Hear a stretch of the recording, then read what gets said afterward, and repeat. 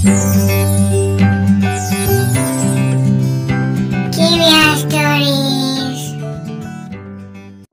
Friends, welcome to our channel. ఇప్పుడు ఈ కథ ఏమిటో చూద్దామా. అనగనగా రంగాపురం అనే గ్రామం. ఆ గ్రామంలో నారాయణ అనే సాధువు నివసిస్తున్నాడు. అతని భార్య పేరు తులసి. అతనికి 2 పిల్లలు.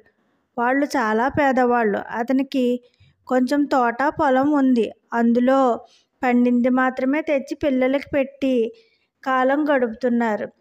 ప్రతిరోజు నారాయణ తోటకు వెళ్ళడం, అక్కడ పండినవి తీసుకుని వస్తుంటే దారిలో కనపడిన అందరికీ, అడిగిన వారికి అడగని వారికి పంచిపెట్టుకుంటూ ఇంటికి వచ్చేసరికి చేతిలో పెద్దగా ఏమీ ఉండేవి కావు.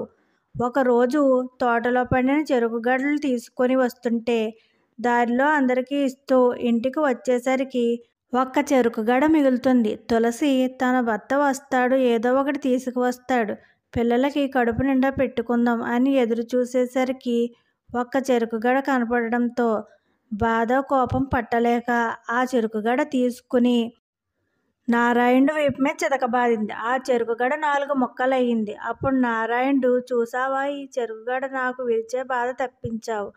ఇది 4 ముక్కలు చేయటం ఎంత కష్టం. నలుగురికి 4 ముక్కలు సమానంగా ఇరిగాయి.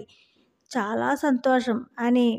నువ్వు సహనం కోల్పోయినా నాకు మంచే జరిగింది అని చిన్నగా నవ్వాడు.